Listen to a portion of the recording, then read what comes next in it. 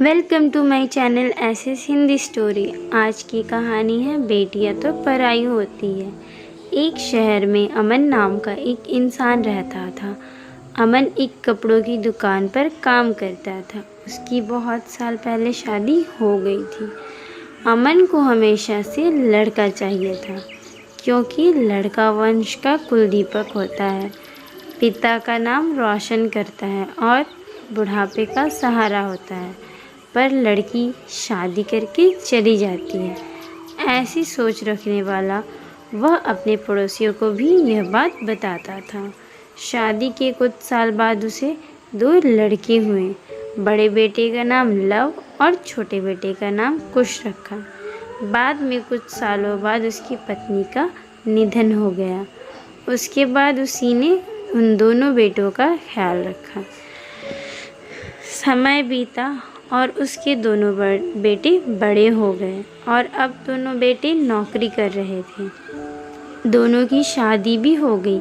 शादी के बाद भी वह सब एक साथ ही रहते थे। कुछ साल एक साथ खुशी में गए, लेकिन बाद में दोनों भाई एक दूसरे के साथ झगड़ा करने लगे। दोनों बहुओं में छोटी छोटी बातों पर मतभेद होने लगी। यह सब देखकर अमन को बहुत बुरा लगता था। अब दोनों ने अलग रहने का निर्णय लिया और वह अलग हो गए। फिर पिताजी का ख्याल कौन रखेगा, ऐसा सवाल निर्माण हुआ।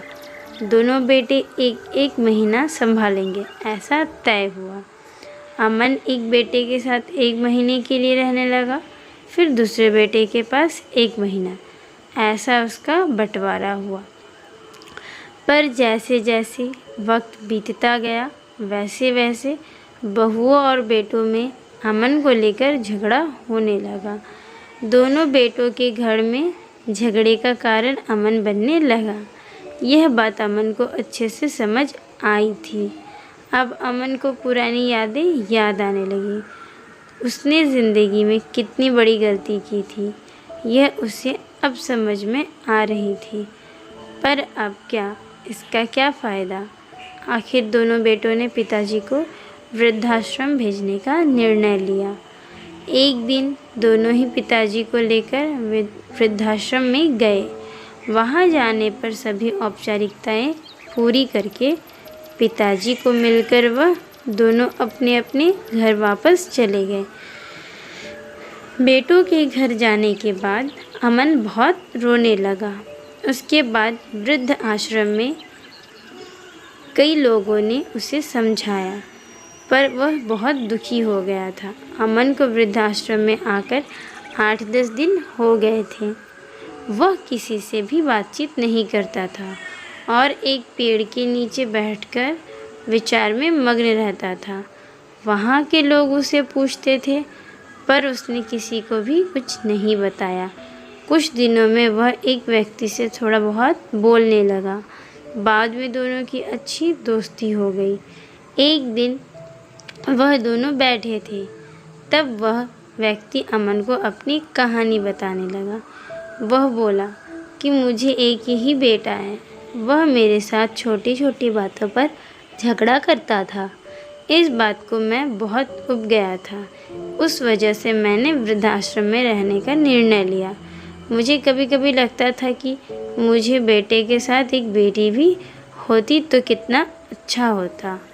कदाचित आज वह मेरे बुढ़ापे की लाठी बन सकती। उसका बोलना सुनकर अमन और ज़्यादा दुखी हो गया और वह बहुत गहरे विचारों में खो गया। अमन को दुखी अवस्था में देखकर उसके दोस्त ने अमन से पूछा, आप क्या सोच रहे हो? आपके सामने देखो, उस दिखने वाले 2 व्यक्ति में से एक हमारे वृद्धाश्रम के मालिक हैं। उनका नाम कैलाश सेठ है और दूसरी उनकी बेटी है, उसका नाम आराध्या है। वृद्धाश्रम का सारा काम उनकी बेटी संभालती है। कैलाश सेठ इनको एक मात्र बेटी थी। बेटी माँ और पिताजी से बहुत प्यार करती है। उतना ही प्यार वह वृद्धाश्रम के हर एक व्यक्ति से करती है। अमन सिर्फ उसकी तरफ देखते ही रह गया और उसका मन और भी ज़्यादा दुखी होने लगा। रात होने लगी थी। हर एक वृद्ध अपने अपने रूम में जाने लगे। अमन भी उसके रूम में जाता है। रात का खाना जल्दी खाकर सब लोग सो जाते हैं। अमन को उसका भूतकाल याद आता है। अमन की शादी होने के बाद उसे पहली बेटी हुई थी। उस वक्त उसे बहुत गुस्सा आया था। पत्नी के मना करने के बाद भी गुस्से में उसने बेटी को उठाया और दूर जाकर उसे वहाँ छोड़ आया। पर अब पश्चाताप करने के सिवाय रास्ता भी नहीं था। अमन को रात भर नींद नहीं आई। दूसरे दिन वृद्धाश्रम में एक छोटा सा प्रोग्राम था। हर एक जन जल्दी उठता है और अपने अपने काम में लग जाते हैं। दोपहर को सब लोग हॉल में एकत्रित हुए। कैलाश सेठ और आराध्या भी आए हैं वहाँ पर। प्रोग्राम चालू था। तब कैलाश सेठ का ध्यान 2-3 बार अमन की तरफ गया। अमन उनको बहुत उदास बैठा हुआ दिखा। उनको लगता है कि शायद उसकी तबीयत अच्छी नहीं होगी। प्रोग्राम खत्म होने के बाद वह अमन से बात करने के लिए उनके पास जाते हैं। वह अमन को दुखी होने का कारण पूछते हैं। तभी अमन बहुत रोने लगता है और थोड़ी देर के बाद वह अपनी पूरी कहानी उनको बताता है कि मुझे भी पहली बेटी हुई थी, पर मुझे बेटी नहीं चाहिए थी, इसलिए मैं गुस्से में आकर उसे छोड़कर आया। आज जब मैंने आपको आपकी बेटी के साथ देखा तो तभी मुझे समझ आया कि बेटी कितना प्यार करती है। मेरी बेटी भी मेरे साथ होती तो मुझे यहाँ वृद्धाश्रम में रहने नहीं देती। मेरे दोनों बेटों ने मुझे दुख के सिवा कुछ भी नहीं दिया। मेरे किए हुए पापों की सज़ा आज मैं भुगत रहा हूँ। अमन की बात सब सुनकर कैलाश सेठ को मन में बहुत दुख हो रहा था।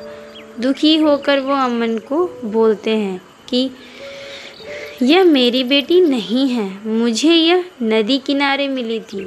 मैं उसे घर ले आया और बहुत प्यार से बड़ा किया। मैं और मेरी पत्नी उससे बहुत प्यार करते हैं और वह हम दोनों से भी उतना ही प्यार करती है। पूरी कहानी सुनने के बाद अमन बोलता है कि मैंने मेरी बेटी को भी नदी के किनारे मंदिर के पास छोड़ा था। यह सुनकर कैलाश सेठ को थोड़ा गुस्सा आया और वह वहाँ से निकलने ही वाले थे। तभी उसी वक्त वह अमन को पूछते हैं, आपकी बेटी का बर्थ मार्क वगैरह आप बता सकते हो क्या? अमन ने तुरंत जवाब दिया, हाँ बता सकता हूँ। उसके बाएं हाथ पर और पैर पर एक एक उंगली ज़्यादा थी। यह जवाब सुनकर कैलाश सेठ को विश्वास होता है कि आराध्या उसी की ही बेटी है। यह सब सुनकर कैलाश सेठ वहाँ से चला जाता है। वह चले जाने के बाद आराध्या वहाँ पर पहुँचती है और वह अमन को बोलती है कि मैंने आप दोनों की पूरी बात सुन ली है। आपने मेरे बारे में जो भी कहा वह सुनकर मेरा मन बहुत दुखा है। एक पिता खुद की बेटी के बारे में ऐसा निर्णय ले सकते हैं? यह सुनकर मुझे बहुत बुरा लगा। आपने जो भी किया वह बहुत गलत था। आपने मुझे बेटी बोलने का अधिकार खो दिया है। मैं आपकी बेटी होकर भी आप मुझे रास्ते पर छोड़कर चले गए थे और मैं उनकी बेटी ना होते हुए भी उन्होंने मुझ पर जान निछावर कर दिया। इसलिए वही मेरे सच्चे पिता हैं। आप इस वृद्धाश्रम में रह सकते हैं, पर आज आपने उनके सामने जो बोला है वह फिर कभी भी उनके सामने मत बोलिएगा, क्योंकि आज तक मैंने उनको इतना दुखी कभी नहीं देखा। इतना बोलकर आराध्या वहाँ से चली गई। अमन सिर्फ आँखों में आंसू लाकर उसकी तरफ देखता रह गया और अपने नसीब को दोष देता रहा। दूसरे दिन सुबह किसी को भी ना बताते हुए अमन वृद्धाश्रम छोड़कर चला गया। तो दोस्तों हमारी आज की कहानी यहीं समाप्त होती है। हम कल फिर मिलेंगे एक नई और मनोरंजक कहानी के साथ। Thanks for watching this video. Please like करें, सब्सक्राइब करें और कमेंट करके ज़रूर बताएं कि हमारी कहानी कैसी लगी और आप किस प्रकार की कहानियाँ सुनना पसंद करें।